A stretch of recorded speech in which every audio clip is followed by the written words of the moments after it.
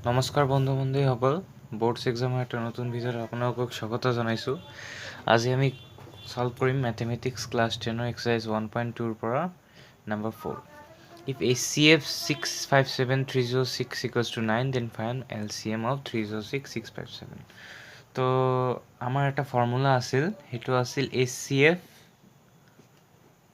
x, y into LCM x, y equals to x into y. ইয়াৰ অৰ্থ কি হয়? LCM into HCF equals to product of two numbers. এই দুটা যে number হয়, এই দুটাৰ প্ৰডাক্টে হয় ইয়াৰ LCM into HCF. তো এই ফৰ্মুলাৰ যোগেদি আমি এইটো সলভ কৰিম।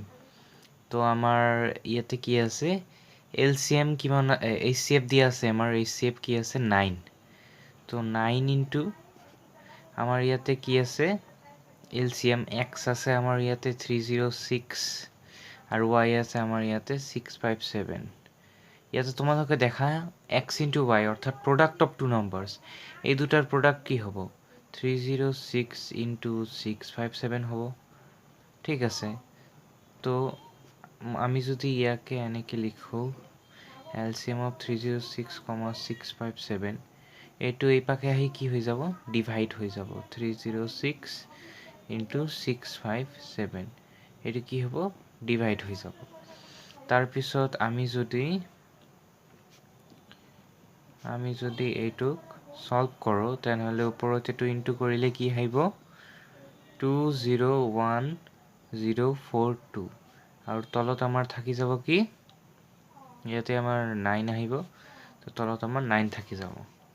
তো তাৰপিছত লাইনত আমি যদি LCM of 306, 657 কৰোঁ, তেনেহ'লে এইটো ডিভাইড কৰিলে আমি কি পাম? 22338. তো আমাৰ এই এনচাৰখন ইয়াতে শেষ হৈছে।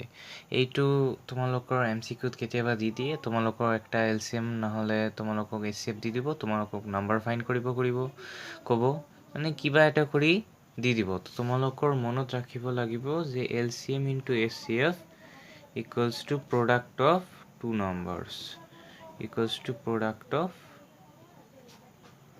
two numbers. তো এইটোৱে আছিল এই মেথছৰ ট্ৰিক। তো তোমালোকে এনেদৰে কৰিলে ফুল মাৰ্কছ পাই যাবা। তো আজি ভিডিঅ'টোত এইখিনিয়ে।